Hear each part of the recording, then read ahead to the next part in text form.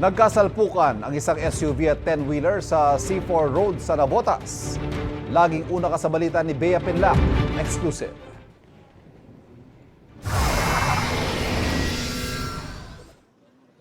Tatlo ang sugatan matapos sumalpok ang isang SUV sa 10-wheeler na ito sa C4 Road sa Navotas kaninang madaling araw.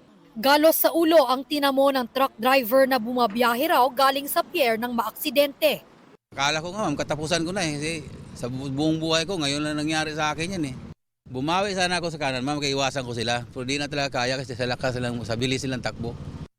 Sa inisyal na investigasyon ng pulisya, nag-counterflow ang SUV na may sakay na dalawang lalaki bago sumalpok sa truck. Ang nagmamaneho ng SUV, anak daw ng pulis.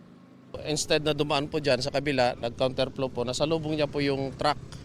Ayon sa mga kamag-anak, anak daw ng pulis yung nagmamaneho. Di pa natin matyak po kasi tinakbo na po sa ospital. Naunang isinugod sa ospital ang nagmaneho ng SUV. At makalipas ang kalahating oras, dinala na rin ang isa pang sakay nito. Dumating kalaunan ang ilang kamag-anak ng mga sakay ng SUV para alamin ang nangyari at kunin ang mga gamit na naiwan sa sasakyan. Kabilang na riyan ang isang baril na kinumpiska muna ng pulisya habang gumugulong ang investigasyon. Hawak naman ng pulisya ang truck driver para makuhanan ng salaysay. Sinisikap ng GMA Integrated News na makuha ang panig ng mga sakay ng SUV. Ito ang unang balita, Bea Pinlac para sa GMA Integrated News.